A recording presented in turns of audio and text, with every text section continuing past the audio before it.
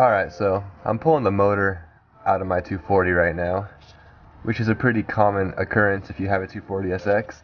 So in case you are swapping an SR20 or something into your car, I'm going to show you how to remove the KA24DE with a manual transmission in case you ever find yourself doing the same thing. The way I do this is I start from the back of the car.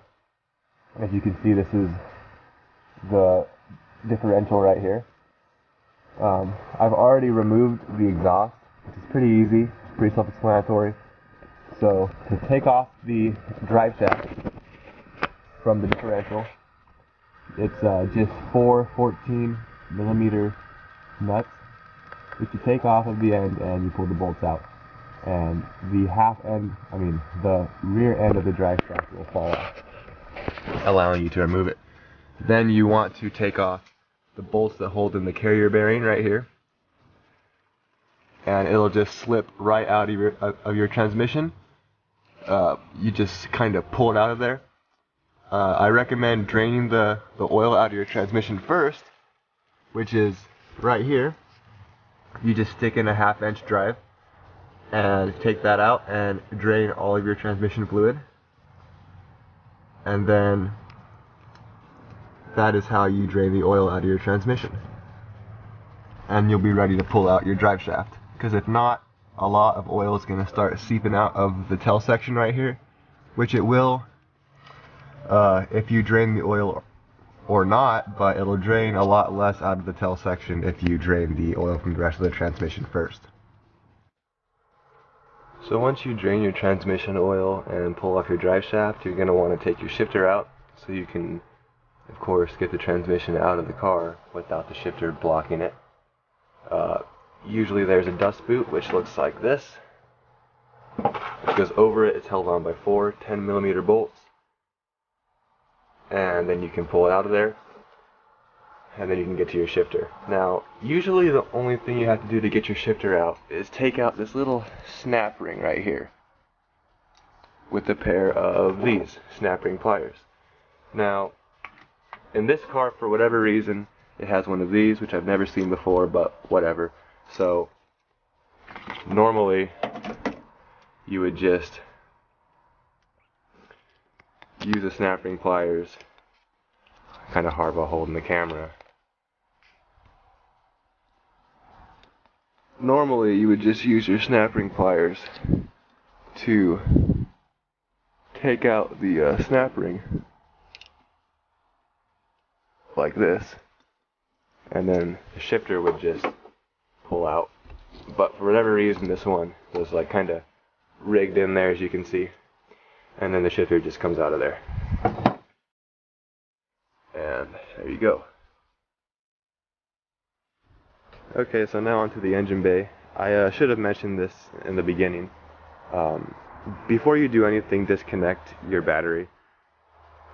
So now that you have your transmission fluid drained out, your drive shaft off, your shifter out, you now can move to your engine bay.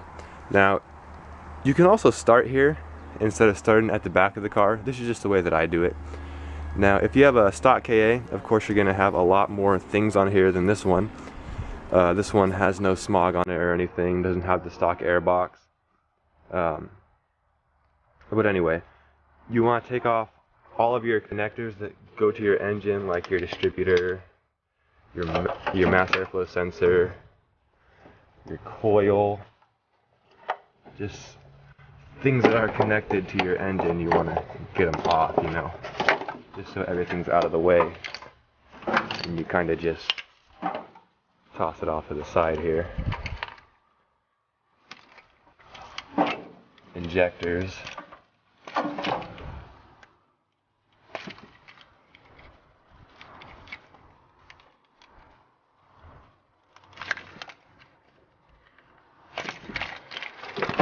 And you just want to remove the whole harness so it's not in the way so much.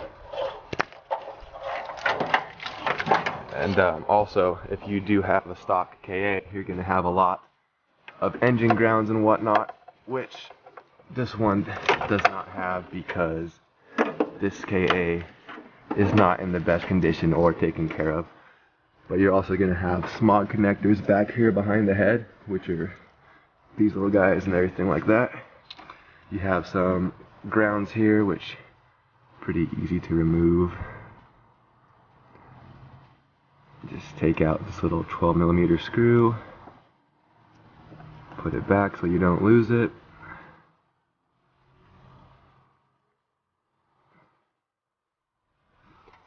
Okay. You're also going to have engine grounds from your transmission harness, which go to your alternator and your starter, which mine doesn't have because my battery is not hooked up and it's not in its original location. But yeah, you just want to pull off your entire harness and all external accessories like this intake. This has to come off. The hoses for the radiator have to come off. Just stuff like that.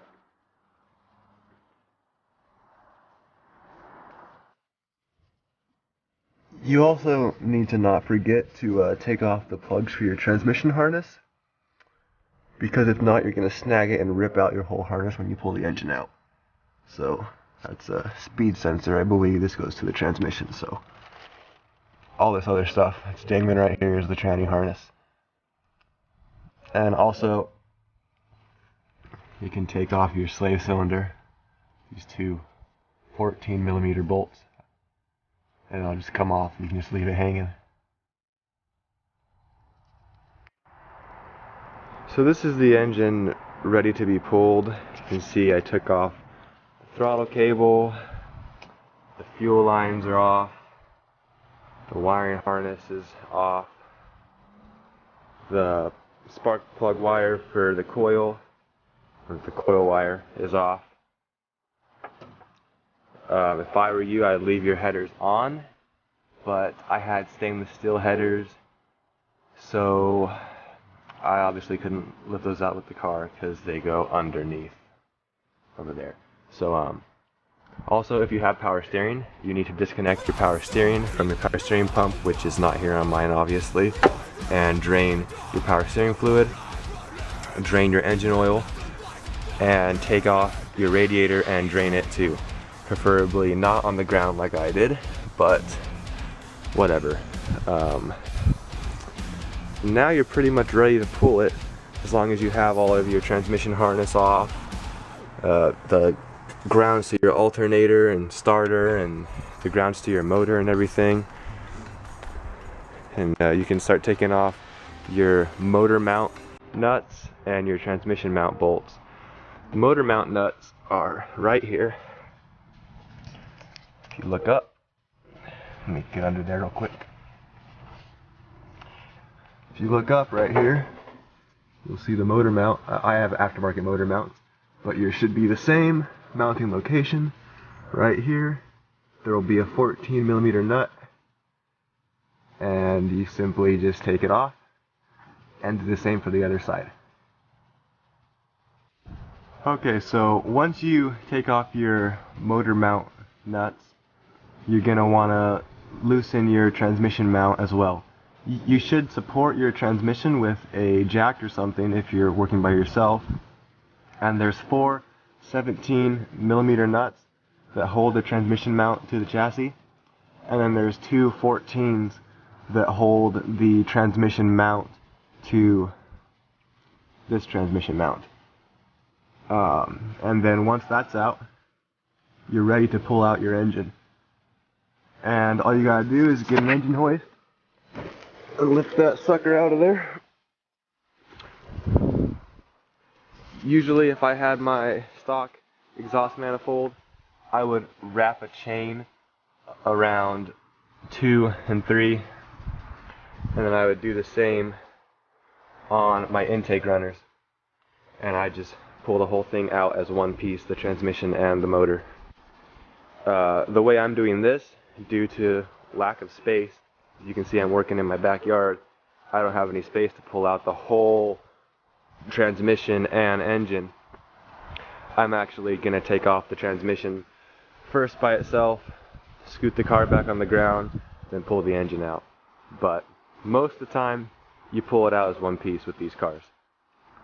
And I hope that all made sense. I find it pretty simple to do. I started doing this at 1:30, it's now 2:30, so you know, it's a quick and easy job. These cars are really, really easy to work on. So hopefully this helps with your swap or whatever you need to pull your engine out for. So thanks for watching.